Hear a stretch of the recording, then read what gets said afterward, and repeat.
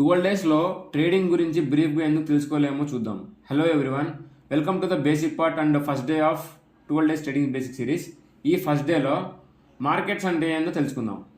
ఎక్కడైతే ఒక బయ్యర్ ఒక సెల్లర్ మీట్ అవుతారో దాన్ని మార్కెట్ అంటాం.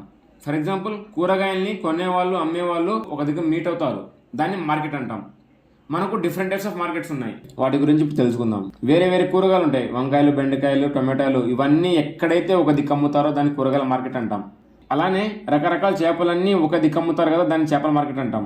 అలానే డిఫరెంట్ టైప్స్ ఆఫ్ కంపెనీస్ ఒక షేర్స్ లైక్ రిలయన్స్, టాటా, అలానే విప్రో, వాటి షేర్స్ ఎక్కడైతే అమ్మడం కానీ కొనడం కానీ జరుగుతుందో దాన్ని స్టాక్ మార్కెట్ లేదా షేర్ మార్కెట్ అంటాం.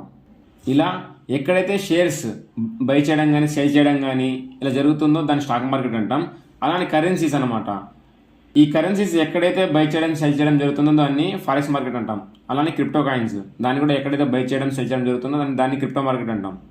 ఇది మార్కెట్స్ అంటే.